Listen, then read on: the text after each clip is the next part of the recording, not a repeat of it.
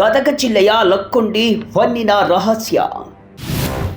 ಲಕ್ಕುಂಡಿ ಅಗಾಧ ಸಂಪತ್ತಿನ ಒಡಲು. 2004 ನಡೆದಿತ್ತು ಉತ್ಖನನ.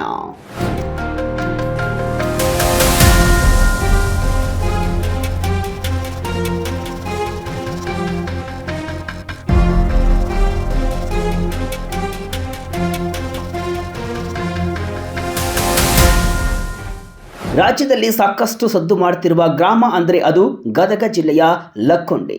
ಲಕ್ಕುಂಡಿ ಗ್ರಾಮ ಈಗ ಹಲವು ಕುತೂಹಲಗಳಿಗೆ, ಅಚ್ಚರಿಗೆ, ಆತಂಕಕ್ಕೆ ಕಾರಣವಾಗ್ತಾ ಇದೆ. ಇದಕ್ಕೆಲ್ಲ ಕಾರಣ ಅಲ್ಲಿ ಸಿಕ್ಕ ನಿಧಿ ರಹಸ್ಯ. 6ನೇ ದಿನಕ್ಕೆ ಈಗ ಉತ್ಖನನ ಕಾರ್ಯಾಚರಣೆ ಕಾಲಿಟ್ಟಿದೆ. ಪ್ರತಿ ದಿನವೂ ಒಂದು ಅವಶೇಷಗಳು ದೊರೆಯುತ್ತಿವೆ. ಹಾಗಾದರೆ ಇದಕ್ಕೆ ಮೂಲ ಕಾರಣವೇನು?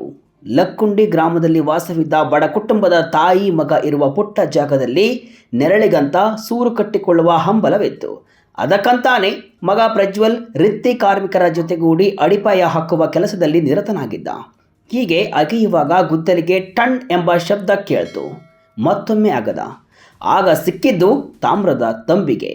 ಅದು ಬರೀ ತಂಬಿಗೆ ಅಲ್ಲ, 470 ಗ್ರಾಂ ಚಿನ್ನಾಭರಣವಿದ್ದ ತಂಬಿಗೆ. ಅಲ್ಲಿಗೆ ಇಡೀ ನಾಡಿನ ಇತಿಹಾಸದ ಪುಟಗಳೇ ಒಮ್ಮೆ ತೆರೆದುಕೊಂಡವು. ಇದು ಗದಗ ಜಿಲ್ಲೆಯ ಐತಿಹಾಸಿಕ ಲಕ್ಕುಂಡಿಯಲ್ಲಿ ಜನವರಿ 10ರಂದು ನಡೆದ ಅಚ್ಚರಿಯ ಘಟನೆ. ಅಂದು ಆ ಬಡವನ ಗುದ್ದಲಿಗೆ ಸಿಕ್ಕಿದ್ದು ಕೇವಲ ಚಿನ್ನದ ನಿಧಿಯಲ್ಲ, ಬದಲಿಗೆ ಕಲ್ಯಾಣ ಚಾಲುಕ್ಯರ ವೈಭವದ ಕಾಲದ ಕುರುಹು. ಅಂದಿನಿಂದ ಇಂದಿನವರೆಗೆ ಲಕ್ಕುಂಡಿಯತ್ತ ಇಡೀ ನಾಡು ತಿರುಗಿ ನೋಡ್ತಾ ಇದೆ. ಅಲ್ಲಿನ ಮಣ್ಣಿನ ಪ್ರತಿ ಪದರದಲ್ಲೂ ಕೂಡ ಇತಿಹಾಸದ ರಹಸ್ಯಗಳು ಅಡಗಿವೆ. ಹಾಗಾದರೆ ಲಕ್ಕುಂಡಿ ಏನೇನು ಅಚ್ಚರಿಗೆ ಕಾರಣವಾಗಿದೆ? ಒಮ್ಮೆ ಕಣ್ಣಾಡಿಸಿ ಬರೋಣ ಬನ್ನಿ. ಲಕ್ಕುಂಡಿ ಅಂದರೆ ಕೇವಲ ಒಂದು ಹಳ್ಳಿ ಅಲ್ಲ. ಹೌದು, ಲಕ್ಕುಂಡಿ ಅಂದರೆ ಅದು ಕೇವಲ ಒಂದು ಹಳ್ಳಿ ಅಲ್ಲ, ಅದು ಕಲ್ಯಾಣ ಚಾಲುಕ್ಯರ ವೈಭವದ ರಾಜಧಾನಿ. ಶಿಲ್ಪಕಲೆಯ ತವರು ಖ್ಯಾತಿಯ ಲಕ್ಕುಂಡಿಯಲ್ಲಿ ಜನವರಿ 10ರಂದು ನಡೆದ ಘಟನೆಯ ದೃಶ್ಯ.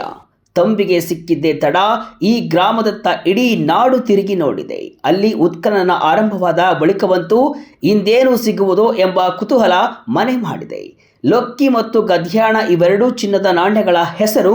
ಇವೆರಡೂ ಈ ಭಾಗದಲ್ಲಿ ಹೇರಳವಾಗಿದ್ವು. ಲಕ್ಕಿಗೊಂಡಿ ಅಂತ ಕರೆಯಲ್ಪಡ್ತಾ ಇದ್ದಂತಹ ಈ ಗ್ರಾಮದ ವೀರಭದ್ರೇಶ್ವರ ದೇವಸ್ಥಾನದ ಸಮೀಪದ ಅಚ್ಚಪ್ಪನ ಬಯಲಲ್ಲಿ ಟಂಕ ಶಾಲೆ ಇತ್ತು ಎಂಬ ಮಾತಿದೆ. ದಾನ ಚಿಂತಾಮಣಿ, ಅತ್ತಿಮಬ್ಬೆಯ ಕರ್ಮಭೂಮಿಯಾಗಿ, ಅಜಗಣ್ಣ ಮುಕ್ತಾಯಕರಂತಹ ಶಿವಶರಣರ ಧಾರ್ಮಿಕರ ಬೀಡಾಗಿ, ಹೊಯ್ಸಳ ಚಾಲುಕ್ಯರ ಆಡಳಿತದ ಸ್ಥಳವು ಈ ಗ್ರಾಮ. ಲಕ್ಕುಂಡಿ ಅಗಾಧ ಸಂಪತ್ತಿನ ಒಡಲು. ಗ್ರಾಮಕ್ಕೆ ಹರಿದು ಬರ್ತಿದೆ ಪ್ರವಾಸಿಗರ ದಂಡು. ಲಕ್ಕುಂಡಿಯ ನೆಲದಲ್ಲಿ ಕೇವಲ ಚಿನ್ನ ಮಾತ್ರವಲ್ಲ, ಪಂಚನೀಲ, ಇಂದ್ರನೀಲ, ನೀಲದ ಹರಳು, ಹವಳ, ಮುತ್ತು, ಚಿನ್ನ, ವಜ್ರ, ಪಚ್ಚೆ ಹಾಗೂ ಸ್ಫಟಿಕ ನಾಣ್ಯಗಳು ಹೇರಳವಾಗಿವೆ. ಗ್ರಾಮವು ಚಾಲುಕ್ಯರು ಮತ್ತು ರಾಷ್ಟ್ರಕೂಟರ ಕಾಲದಲ್ಲಿ ಸುಮಾರು 101 ದೇವಸ್ಥಾನಗಳು ಮತ್ತು 101 ಬಾವಿಗಳನ್ನು ಹೊಂದಿತ್ತು. ರಾಮಾಯಣ ಕಾಲಘಟ್ಟದಲ್ಲಿ ಶ್ರೀರಾಮನು ಕಿಷ್ಕಿಂಧೆಗೆ ತೆರಳುವ ಮುನ್ನ ಲಕ್ಕುಂಡಿಗೆ ಭೇಟಿ ನೀಡಿದ್ದ ಅಂತ ನಂಬಲಾಗಿದೆ. ಲಕ್ಕುಂಡಿಯ ಶ್ರೀಮಂತ ಇತಿಹಾಸವನ್ನು ಸಂಪೂರ್ಣವಾಗಿ ಬಹಿರಂಗಗೊಳಿಸಲು ಕನಿಷ್ಠ 50 ದೇಗುಲಗಳ ಉತ್ಖನನ ನಡೆಯಬೇಕು ಎಂಬ ಅಭಿಪ್ರಾಯ ಇತಿಹಾಸ ತಜ್ಞರದ್ದು. ಕಳೆದ ವರ್ಷ ಗಣರಾಜ್ಯೋತ್ಸವ ದಿಲ್ಲಿ ಪರೇಡ್ನಲ್ಲಿ ಲಕ್ಕುಂಡಿಯ ಸ್ತಬ್ಧ ಚಿತ್ರ ಪ್ರದರ್ಶನ ನಡೆದ ನಂತರ ಗ್ರಾಮಕ್ಕೆ ಪ್ರವಾಸಿಗರ ಸಂಖ್ಯೆ ಗಣನೀಯ ಹೆಚ್ಚಳವಾಗಿತ್ತು. ಈಗ ಈ ಘಟನೆ ನಂತರ ಇನ್ನಷ್ಟು ಪ್ರವಾಸಿಗರು ದೌಡಾಯಿಸ್ತಾ ಇದ್ದಾರೆ. ಲಕ್ಕುಂಡಿಯಲ್ಲಿ ಹೇಗೆ ನಡೀತಿದೆ ಉತ್ಖನನ? ಜೆಸಿಬಿ, ಇಟಾಚಿ ಬಳಸ್ತಿಲ್ಲ ಯಾಕೆ? ಪ್ರಸ್ತುತ ಲಕ್ಕುಂಡಿಯಲ್ಲಿ ಪುರಾತತ್ವ ಇಲಾಖೆಯ ಅಧಿಕಾರಿ ಟಿ.ಎಂ. ಕೇಶವ ಮತ್ತು ಇತಿಹಾಸ ತಜ್ಞ ಆರ್.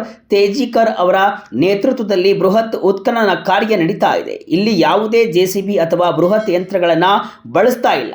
ಬದಲಿಗೆ ಬಹಳ ಸೂಕ್ಷ್ಮವಾದ ಆಯುಧಗಳನ್ನು ಬಳಸಿ ಮಣ್ಣಿನ ಪ್ರತಿಕಣವನ್ನು ಕೂಡ ಪರೀಕ್ಷಿಸಲಾಗ್ತಾ ಇದೆ. ವೀರಭದ್ರೇಶ್ವರ ದೇವಸ್ಥಾನದಿಂದ ಕೇವಲ 150 ಮೀಟರ್ ಅಂತರದಲ್ಲಿ 33 × 33 ಅಡಿಯ ಜಾಗವನ್ನು ಗುರುತಿಸಿ ಅಗೆಯಲಾಗ್ತಾ ಇದೆ. ಈವರೆಗೆ ನಡೆದ ಉತ್ಖನನದಲ್ಲಿ ನವಶಿಲಾಯುಗಕ್ಕೆ ಸೇರಿದ ಮಣ್ಣಿನ ಮಡಿಕೆಗಳು, ಕೊಡಲಿ ಹಾಗೂ ನುಣುಪಾದ ಶಿಲಾಕೃತಿಗಳು ಪತ್ತೆಯಾಗಿವೆ.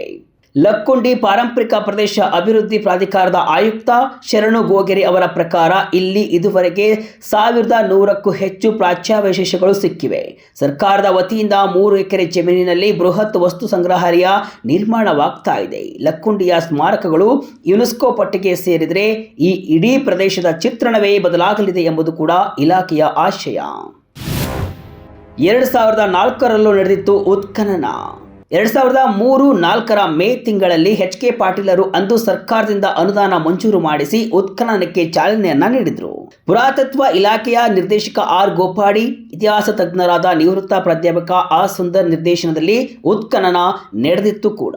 ಆಗ ಕೂಡಲ ಭಗ್ನಗೊಂಡ ದೇವಾಲಯದ ವಾಸ್ತುಸ್ಥಿತಿಯಲ್ಲಿದ್ದ ಭಾಗಗಳು ಮತ್ತು ಶಿಲಾಯುಗದ ವಸ್ತುಗಳು ದೊರೆತಿದ್ವು. ಲಕ್ಕುಂಡಿಯಲ್ಲಿ ದೊರೆತ ತಾಮ್ರದ ತಂಬಿಗೆಯಂತೆ ಹಂಪಿಯಲ್ಲಿ ಕೂಡ ಇಂದಿಗೂ ಸಂಪತ್ತು ಆಗಾಗ ಸಿಗುತ್ತಲೇ ಇರುತ್ತೆ. ಪುರಾತನ ಕೋಟೆ ಗೋಡೆಗಳ ಮಧ್ಯೆ ಹುದುಗಿರುವ ಅನೇಕ ಸಂಪತ್ತುಗಳು ಸಿಗುವುದು ಸಹಜ. ಲಕ್ಕುಂಡಿಯಲ್ಲಿ ಸಿಕ್ಕಿರುವುದು ಆ ಮನೆಯವರ ಪೂರ್ವಜರ ಆಭರಣಗಳುಳ್ಳ ತಂಬಿಗೆ. ಉತ್ಖನನ ಮಾಡುವುದು ಹೇಗೆ? ಉತ್ಖನನ ಸ್ಥಳದ ಬಗ್ಗೆ ವಿಸ್ತೃತ ಯೋಜನಾ ವರದಿಯನ್ನ ರಾಜ್ಯ ಪುರಾತತ್ವ ಇಲಾಖೆಗೆ ಸಲ್ಲಿಸಬೇಕು. ಅದನ್ನು ಅವರು ಕೇಂದ್ರ ಪುರಾತತ್ವ ಇಲಾಖೆಗೆ ಕಳಿಸ್ತಾರೆ. ಉದ್ದೇಶ, ಸ್ಥಳದ ಹಿನ್ನೆಲೆ, ಭೌಗೋಳಿಕ ಮಾಹಿತಿ ಇದರಲ್ಲಿ ಬೇಕು. ನಂತರ ಕೇಂದ್ರ ತಂಡ ಸ್ಥಳ ಪರಿಶೀಲಿಸಿ ಅನುಮತಿ ನೀಡುತ್ತೆ. ಪ್ರಾಚ್ಯ ವಸ್ತುಗಳ ಸರ್ವೇಕ್ಷಣೆ ಬೇರೆ, ಉತ್ಖನನ ಬೇರೆ. ಪ್ರಾಚ್ಯ ವಸ್ತುಗಳ ಸರ್ವೇಕ್ಷಣೆ ಬೇರೆ, ಉತ್ಖನನ ಬೇರೆ. ಉತ್ಖನನಕ್ಕೆ ಲೈಸೆನ್ಸ್ ನೀಡ್ತಾರೆ. ಇದು 1 ವರ್ಷದ ಅವಧಿಗೆ ಮಾತ್ರ ಮಾನ್ಯವಾಗಿರುತ್ತೆ. ಕಾನೂನಿನ ಪ್ರಕಾರ ಭೂಮಿಯ 1 ಮೀಟರ್ಗಿಂತ ಹೆಚ್ಚು ಆಳದಲ್ಲಿ ಯಾವುದೇ ಅಮೂಲ್ಯ ವಸ್ತು ಸಿಕ್ಕರೂ ಕೂಡ ಅದು ಸರ್ಕಾರದ ಆಸ್ತಿ. ಇಂತಹ ನಿಧಿ ಅಥವಾ ಅವಶೇಷಗಳು ಸಿಕ್ಕ ತಕ್ಷಣ ಜಿಲ್ಲಾಧಿಕಾರಿಗಳ ಗಮನಕ್ಕೆ ತರಬೇಕು. ಅವರೇ ಪ್ರಾಚ್ಯಾವಶೇಷಗಳ ಜಿಲ್ಲಾ ಮಟ್ಟದ ಸಂರಕ್ಷಣಾ ಸಮಿತಿಯ ಅಧ್ಯಕ್ಷರು ಆಗಿರುತ್ತಾರೆ. ಉತ್ಖನನ ಮಾಡುವುದು ಅಂದರೆ ಅದು ಕೇವಲ ಗುಂಡಿ ತೆಗೆಯುವುದು ಅಲ್ಲ. ಅದಕ್ಕೆ ರಾಜ್ಯ ಮತ್ತು ಕೇಂದ್ರ ಪುರಾತತ್ವ ಇಲಾಖೆಯ ಅನುಮತಿ ಬೇಕು. ವಿಶೇಷವೇನೆಂದರೆ ಇಂದು ಪುಣೆ, ಬನಾರಸ್, ಧಾರವಾಡದ ಕರ್ನಾಟಕ ವಿವಿ ಸೇರಿದಂತೆ ಅನೇಕ ಕಡೆಗಳಲ್ಲಿ ಉತ್ಖನನ ಅಧ್ಯಯನಕ್ಕಾಗಿಯೇ ವಿಶೇಷ ಕೋರ್ಸ್ಗಳು ಕೂಡ ಲಭ್ಯವಿವೆ. ಇತಿಹಾಸದಲ್ಲಿ ಆಸಕ್ತಿ ಇರುವವರು ಕೂಡ ಇದನ್ನು ವೃತ್ತಿಯಾಗಿ ಸ್ವೀಕರಿಸಬಹುದು. ನಿಧಿಗಳ್ಳರ ಹಾವಳಿ ಮತ್ತು ಆತಂಕ.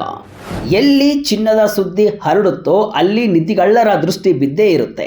ಲಕ್ಕುಂಡಿಯಲ್ಲಿ ಚಿನ್ನದ ತಂಬಿಗೆ ಸಿಕ್ಕ ಸುದ್ದಿ ಹರಡ್ತಾ ಇದ್ದಂತೆಯೇ ಗ್ರಾಮಸ್ಥರಲ್ಲಿ ಆತಂಕ ಮನೆ ಮಾಡಿದೆ. ಈ ಹಿಂದೆಯೂ ಗ್ರಾಮದ ಹೊರವಲಯದ ಗೋಣಿ ಬಸವೇಶ್ವರ ದೇವಸ್ಥಾನದಲ್ಲಿ ನಿಧಿಗಳ್ಳರು ಬಸವಣ್ಣನ ಮೂರ್ತಿಯ ಪಕ್ಕದಲ್ಲಿ 6-7 ಅಡಿ ಆಳದಷ್ಟು ಕೂಡ ಅಗೆದು ನಿಧಿಗಾಗಿ ಹುಡುಕಾಟವನ್ನ ನಡೆಸಿದ್ರು. ಇಂತಹ ಘಟನೆಗಳಿಂದಾಗಿ ಪುರಾತನ ದೇವಾಲಯಗಳಿಗೆ ಸೂಕ್ತ ಪೊಲೀಸ್ ಭದ್ರತೆ ನೀಡಬೇಕು ಅಂತ ಜನರು ಒತ್ತಾಯವನ್ನ ಮಾಡ್ತಿದ್ದಾರೆ. ಈಗ ನಡೆಯುತ್ತಿರುವ ಉತ್ಖನನವು ಕೇವಲ ಮಣ್ಣಿನ ಪದರಗಳ ಮೇಲೆ ನಡೆಯುತ್ತಿಲ್ಲ, ಬದಲಿಗೆ ನಿಧಿಗಳ್ಳರ ಕಣ್ಣಿನಿಂದ ನಮ್ಮ ರಾಷ್ಟ್ರೀಯ ಸಂಪತ್ತನ್ನು ಕಾಪಾಡುವ ಸವಾಲಿನ ಮೇಲೂ ಕೂಡ ನಡೀತಾ ಇದೆ. ತಂತ್ರಜ್ಞರ ಅಭಿಪ್ರಾಯವೇನು?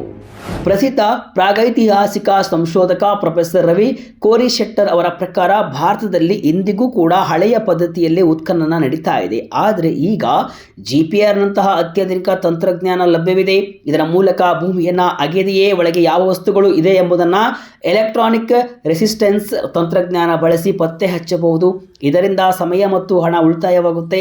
ಲಕ್ಕುಂಡಿಯಲ್ಲಿ ಸಿಕ್ಕಿರುವ ಅವಶೇಷಗಳು ಕೇವಲ ಚಾಲುಕ್ಯರ ಕಾಲದ್ದಲ್ಲ, ಬದಲಿಗೆ 2000 ವರ್ಷಗಳ ಹಿಂದಿನ ನವಶಿಲಾಯುಗದ ನಾಗರಿಕತೆಯ ಕುರುಹುಗಳು ಆಗಿವೆ. 1894ರಲ್ಲೇ ಬ್ರಿಟಿಷ್ ಅಧಿಕಾರಿ ಮಾರ್ಟಮರ್ ವಿಲ್ಲರ್ ದಕ್ಷಿಣ ಭಾರತದಲ್ಲಿ ಈ ವೈಜ್ಞಾನಿಕ ಉತ್ಖನನಕ್ಕೆ ನಾಂದಿಯನ್ನ ಹಾಡಿದರು. ಲಕ್ಕುಂಡಿಯಲ್ಲಿ ಈಗ ಕೇವಲ 5 ಅಡಿ ಅಗೆಯಲಾಗಿದೆ. 7 ಅಡಿಗಿಂತ ಕೆಳಕ್ಕೆ ಹೋದರೆ ಇನ್ನೂ ಹೆಚ್ಚಿನ ರಹಸ್ಯಗಳು ಹೊರಬರುವ ಸಾಧ್ಯತೆ ಇದೆ. ಕರುನಾಡಿನಲ್ಲಿ ನಡೆದ ಪ್ರಮುಖ ಉತ್ಖನನಗಳು.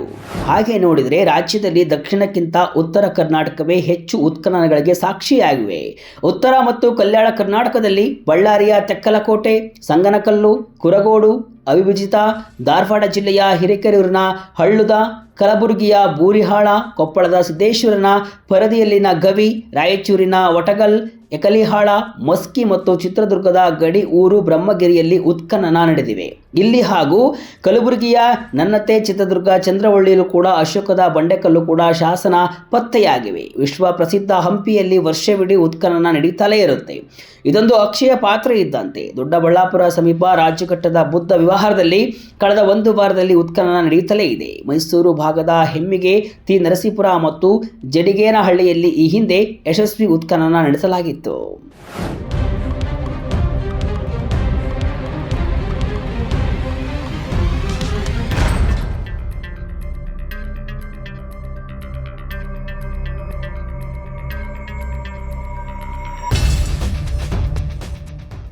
ಲಕ್ಕುಂಡಿಯಲ್ಲಿ ಸಿಕ್ಕಿರುವ ಈ ಚಿನ್ನದ ನಿಧಿ ಕೇವಲ ಆರ್ಥಿಕ ಮೌಲ್ಯವನ್ನಷ್ಟೇ ಹೊಂದಿಲ್ಲ, ಇದು ನಮ್ಮ ಕರುನಾಡಿನ ಭವ್ಯ ಇತಿಹಾಸದ ಕನ್ನಡಿಯಾಗಿದೆ. ಕಲ್ಯಾಣ ಚಾಲುಕ್ಯರ ವೈಭವ, ಶಿಲ್ಪಕಲೆಯ ಸೊಬಗು ಮತ್ತು ದಾನ ಚಿಂತಾಮಣಿ ಅತ್ತಿಮಬ್ಬೆಯಂತಹ ಮಹಾನ್ ಚೇತನಗಳ ಕರ್ಮಭೂಮಿಯಾದ ಲಕ್ಕುಂಡಿ ಇಂದು ಇಡೀ ದೇಶದ ಗಮನವನ್ನು ಸೆಳೀತಾ ಇದೆ. ಇಲ್ಲಿ ನಡೆಯುತ್ತಿರುವ ವೈಜ್ಞಾನಿಕ ಉತ್ಖನನವು ಮಣ್ಣಿನ ಪದರದೊಳಗೆ ಅಡಗಿರುವ ಸಾವಿರಾರು ವರ್ಷಗಳ ನಾಗರಿಕತೆಯ ರಹಸ್ಯಗಳನ್ನು ಬಿಚ್ಚಿಡ್ತಾ ಇದೆ. ಸರ್ಕಾರ ಮತ್ತು ಸಾರ್ವಜನಿಕರು ಈ ಐತಿಹಾಸಿಕ ಸಂಪತ್ತನ್ನು ನಿಧಿಗಳ್ಳರಿಂದ ರಕ್ಷಿಸಿ ಸಂರಕ್ಷಿಸುವುದು ಇಂದಿನ ತುರ್ತು ಅಗತ್ಯವಾಗಿದೆ. ಒಂದು ವೇಳೆ ಈ ಪಾರಂಪರಿಕ ತಾಣವು ಯುನೆಸ್ಕೋ ಪಟ್ಟಿಗೆ ಸೇರ್ಪಡೆಯಾದರೆ ಲಕ್ಕುಂಡಿಯು ಜಾಗತಿಕ ಪ್ರವಾಸಿ ಭೂಪಟದಲ್ಲಿ ಅಚ್ಚಳಿಯದ ಸ್ಥಾನ ಪಡೆಯುವುದರಲ್ಲಿ ಯಾವುದೇ ಸಂಶಯವಿಲ್ಲ.